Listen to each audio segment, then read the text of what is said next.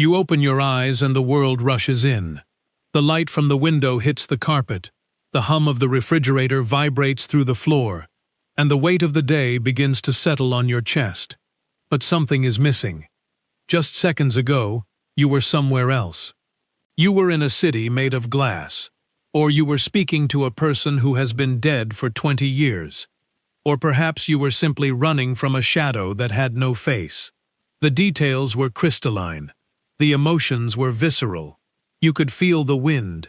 You could smell the rain.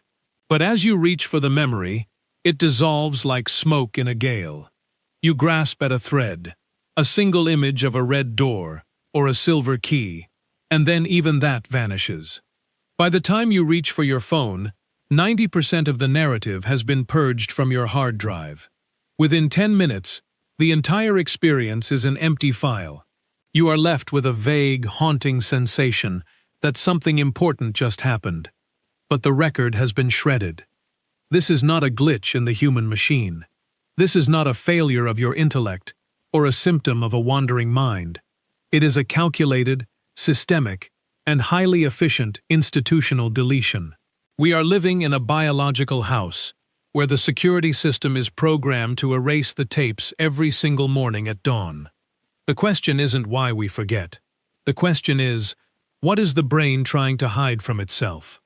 Why does the most sophisticated computer in the known universe refuse to save its most creative work? To understand this heist, we have to look at the governing body of the human mind. The brain is not a singular entity. It is a complex bureaucracy of competing departments, each with its own agenda, its own budget, and its own strict protocols for data retention. When you are awake, the executive branch, the prefrontal cortex, is in total control. It manages logic, social norms, and the linear flow of time. It is the office that keeps the lights on and ensures you don't say something ruinous to your boss.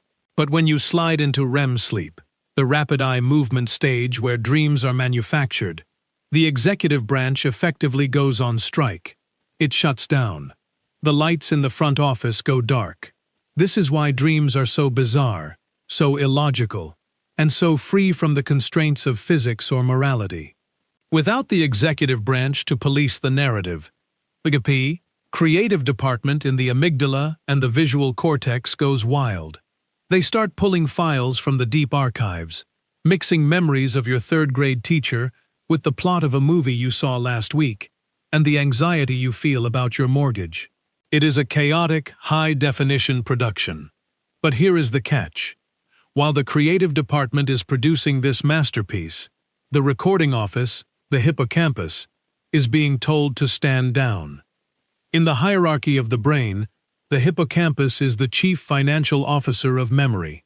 Its job is to take short-term experiences and decide which ones are valuable enough to be converted into long-term storage in the neocortex. It is a rigorous, expensive process. During your waking hours, the hippocampus is flooded with a chemical called norepinephrine. This is the brain's record button. It signals that what is happening right now is real, relevant, and potentially vital for survival. It keeps the gates open, but the moment you enter REM sleep, the supply of norepinephrine is cut off. The tap is bone dry. Simultaneously, levels of acetylcholine rise, facilitating the vivid imagery of the dream, but doing nothing to help store it. Your brain is essentially running a high-end film studio without a single roll of film in the cameras. You are experiencing the movie in real time, but there is no save function enabled. Scientists have observed this through neuroimaging. The pathways that connect the dream-generating centers to the memory storage centers are effectively severed. The brain is intentionally creating a firewall between your sleeping life and your waking life. It is an institutionalized policy of don't ask, don't tell. This biological gag order is even more profound when you consider the physical state of the dreaming brain. If you were to look at an EEG of a person in REM sleep, you would see brain waves that look almost identical to those of a person who is wide awake. The brain is burning through glucose at a massive rate. It is working. It is processing. It is screaming. Yet, the body is paralyzed, and the memory banks are locked. This isn't just a passive loss of data. It is an active suppression. When we wake up, there is a brief window, a few seconds of sleep inertia, where the norepinephrine starts to trickle back in. If we focus intensely on the dream in those first few seconds, we can sometimes hack the system and force a few frames of the dream into our long-term memory. But the system is designed to fight us. The moment we start thinking about our to-do list, or the sound of the alarm clock, the new sensory data overrides the fragile dream trace.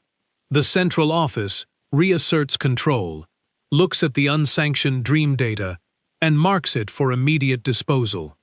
It is a corporate cleanup on a massive scale. Why would evolution favor such a ruthless system of forgetting? If dreams are, as many psychologists suggest, a way for the brain to practice survival scenarios or process complex emotions, wouldn't it be beneficial to remember them? This is where we must look at the energy budget of the human organism. The brain is the most expensive organ to maintain. It accounts for only 2% of your body weight, but consumes 20% of your energy. Memory is not free. Every long-term memory requires the physical restructuring of neurons and the synthesis of new proteins. It is a massive infrastructure project. If the brain were to save every dream, every nonsensical, fragmented, surrealist hallucination we produce over 8 hours of sleep, the system would quickly become cluttered with junk data. Imagine a stadium after a championship game. The seats are covered in trash, the field is torn up, and the locker rooms are a mess. If the cleaning crew doesn't come in and sweep the stands, you can't host the next game. The brain views dreams as the trash of the night's cognitive processing. They are the byproduct of the system cleaning itself. To save them would be to store the sweepings from the floor instead of the trophies in the cabinet. This leads us to a deeper, more unsettling realization about the nature of our own history. We spend roughly 1/3 of our lives asleep. Within that time, we spend years in the REM state. We live entire lifetimes in our dreams. We fall in love, we fight wars, we explore alien landscapes, and we solve problems that baffle us during the day. Yet, because of this institutional deletion, that entire portion of our existence is effectively redacted. We are like an organization that does its most profound work in secret committee meetings and then burns the minutes before the General Assembly meets. There is a theory in neuroscience called the synaptic homeostasis hypothesis.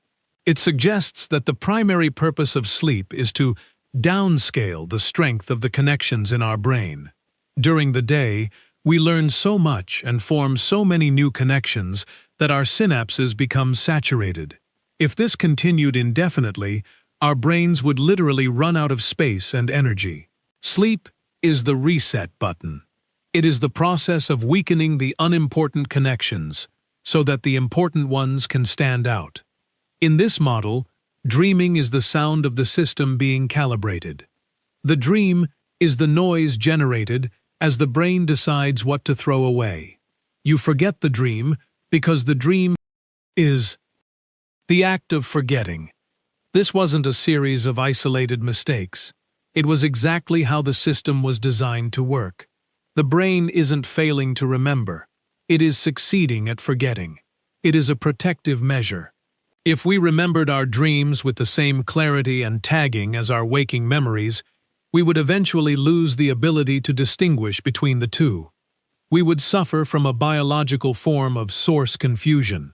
You would walk into a room and wonder if you had actually had a conversation with your father, or if you had only dreamed it.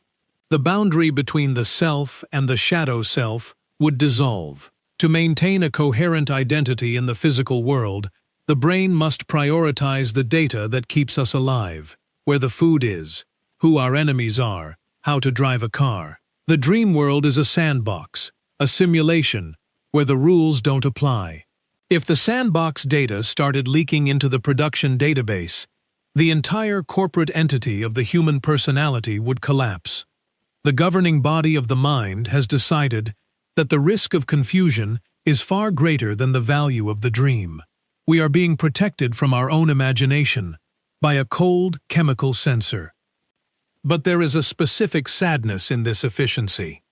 We are the only witnesses to these internal epics, and yet we are barred from testifying. We are the authors of books we can never read. We see the most beautiful things we will ever see, and the most terrifying, and we are forced to leave them at the border of consciousness. This is the institutional power of the subconscious. It operates in the dark. It performs its vital functions of emotional regulation and memory consolidation. And then it retreats, leaving no footprints. It refuses to be audited.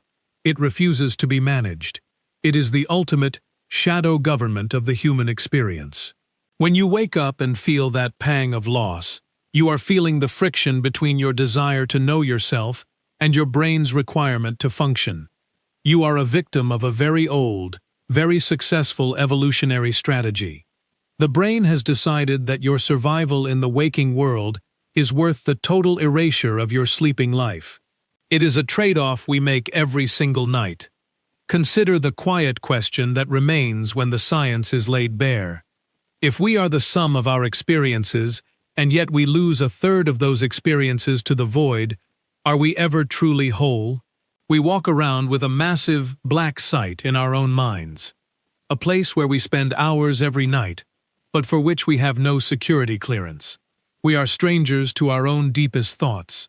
We are the owners of a vast estate, but we are only allowed to live in the foyer. The rest of the house is locked, and the keys are melted down every morning at 7 a.m. We struggle to remember because we want to believe that our internal life has meaning, that the stories we tell ourselves in the dark are more than just synaptic noise. But the biology doesn't care about meaning. The biology cares about the energy budget. It cares about the record button. It cares about the morning. The investigative trail of the dream thief leads back to a single, devastating truth. Your brain does not work for you. It works for your survival. It is a machine designed to navigate a physical environment, and it views the dream world as a dangerous distraction, a luxury it cannot afford to maintain. The quiet question isn't why the dream disappears. It's why we were allowed to see it in the first place. Why give us the vision if the memory is forbidden? Perhaps the dream is not a gift for the waking mind at all. Perhaps it is a private conversation between the different departments of the brain, a secret negotiation about what to keep and what to kill. We are just the accidental eavesdroppers who happen to wake up before the meeting is over. We catch a glimpse of the whiteboard, a few words of the debate, and then the security guard escorts us out and wipes our memory. We are left standing on the sidewalk of the morning, wondering why we have tears in our eyes or a smile on our face, with no idea who put them there. In the end, the heist is perfect. There are no fingerprints. There is no evidence. There is only the sun coming through the window and the cold reality of the day ahead. You will go to work. You will eat your meals. You will talk to your friends. And you will never know the incredible things you did last night. You will never know the secrets your own mind told you while you were away. The system has won. The files are gone. The tapes are blank. You are back in the world of logic, of gravity, and of linear time. You are safe. You are functional. You are empty. The dream was a ghost that didn't want to be caught. It was a message that was meant to self-destruct the moment it was read. You are left with the silence of a room that was full just a second ago. The sun is higher now. The shadow on the carpet has moved. The feeling of the dream is almost entirely gone, replaced by the mundane demands of the Tuesday morning. You try one last time to remember the face of the person in the glass city, but it's like trying to hold water in a sieve. It's gone. It's all gone. You turn away from the window and start your day, a silent passenger in a body that keeps its own secrets. You are a king who has forgotten his kingdom. You are a traveler who has lost his map. You are exactly who the system needs you to be. Who are you when you're asleep?